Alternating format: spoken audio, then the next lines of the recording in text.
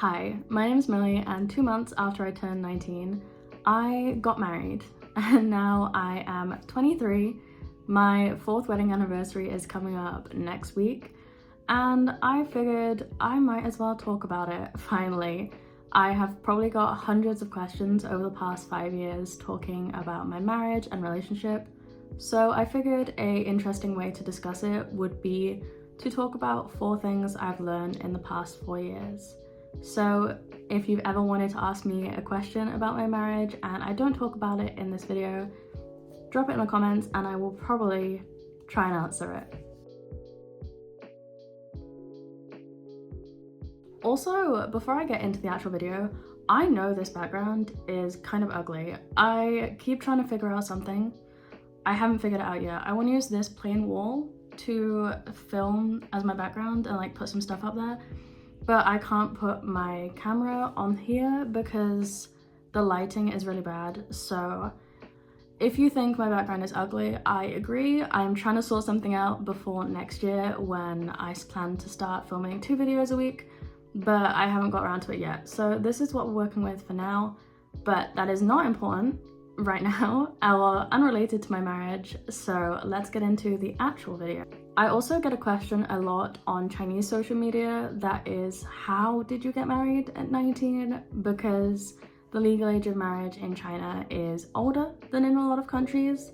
And my husband and I, even though he's a Chinese citizen and I'm a British citizen, got married in Australia, where the legal age of marriage without parental permission is 18 for both men and women. So we got married when I was 19 and he was 20. Our marriage was recognized by all countries, I believe, and we've had no issues with, me getting a partner visa in China or doing stuff as a married couple over here in Ireland. So realistically, yes, we got married young, but it was legal. So that is that question answered. Let's actually get into the 4 things I've learned in the past 4 years.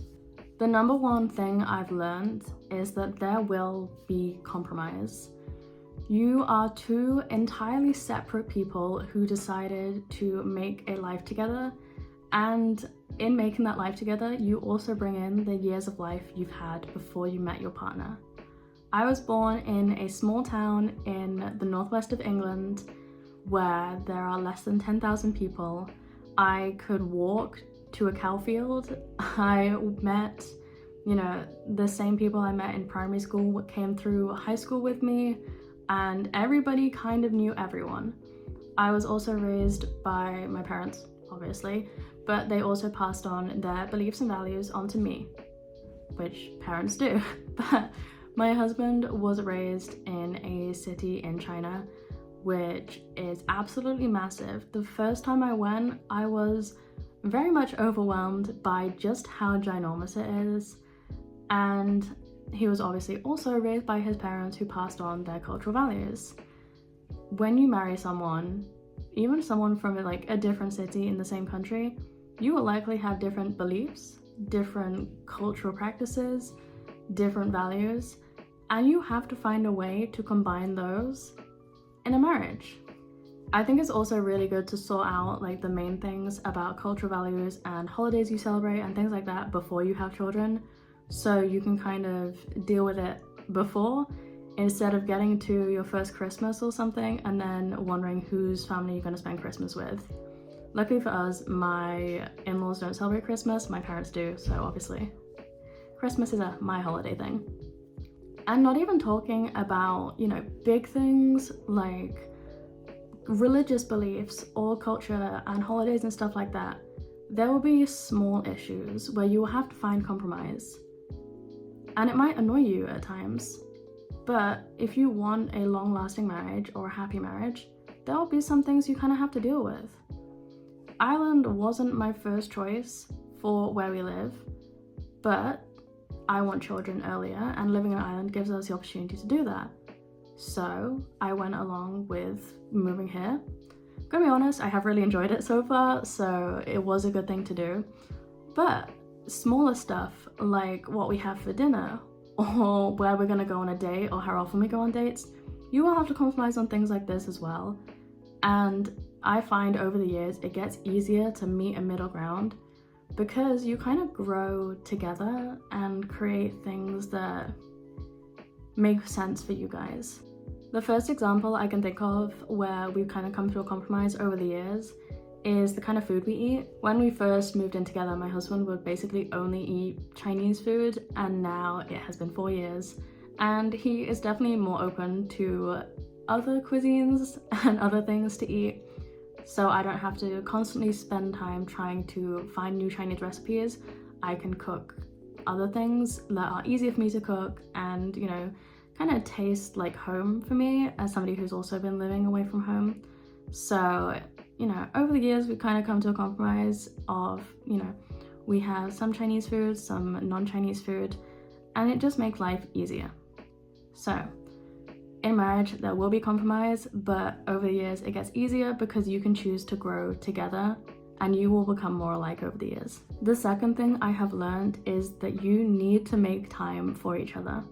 I actually didn't learn this myself. This is something I was raised knowing, and I took that into my own marriage. But when I was younger, my dad would have a job where he would work away fairly often.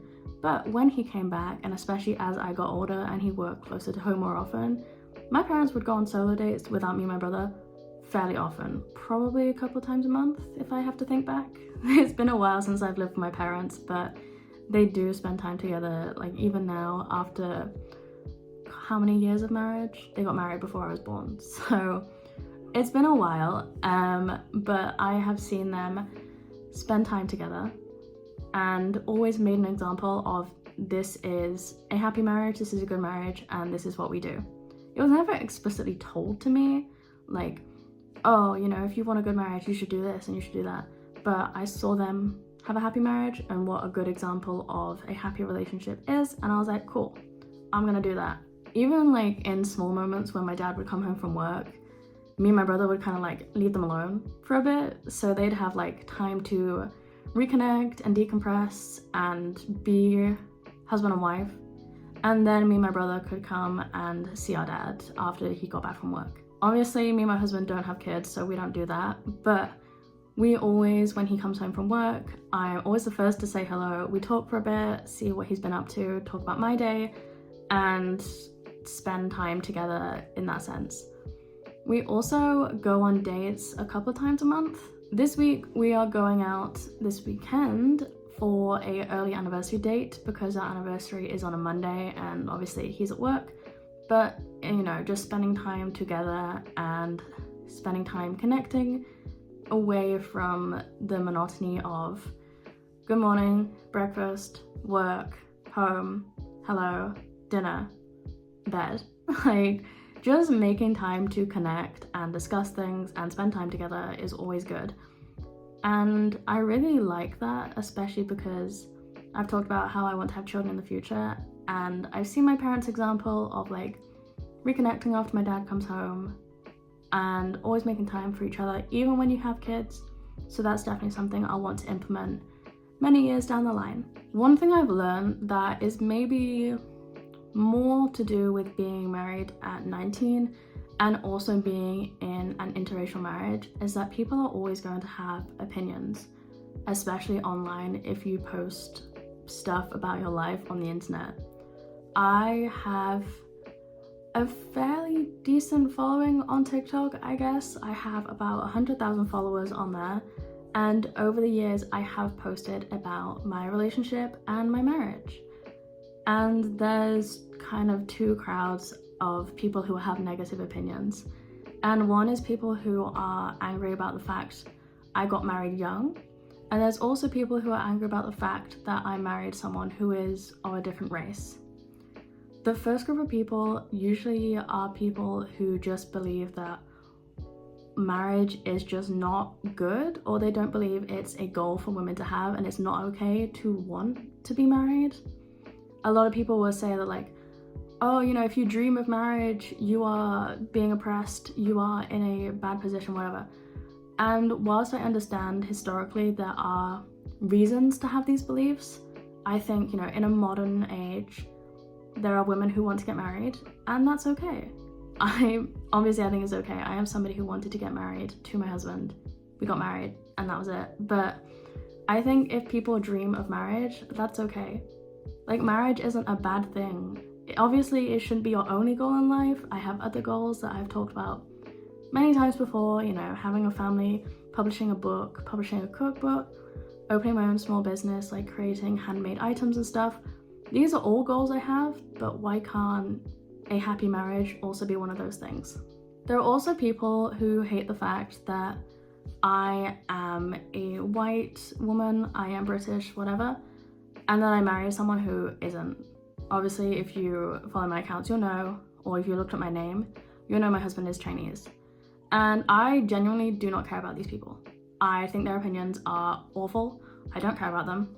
And I think they should, no, I'm not gonna say anything that could get my video taken off, but I think they are bad people. Realistically, there's no other way to put it. Like, with the first group of people, I can usually have discussions and I can say, well, you know, like, marriage was the goal for me, but it shouldn't be for everyone. And, you know, some people can get married young and have a happy marriage. Some people will get married older and they're still unhappy. So, you know, I can have discussions with the first group of people. Second group of people, I will instantly block you. If you want to be racist, blocked. Reported, blocked. Because there's nothing you can say to reason with these people. They are just racist. Like, I love my husband, and by extension, I love his culture.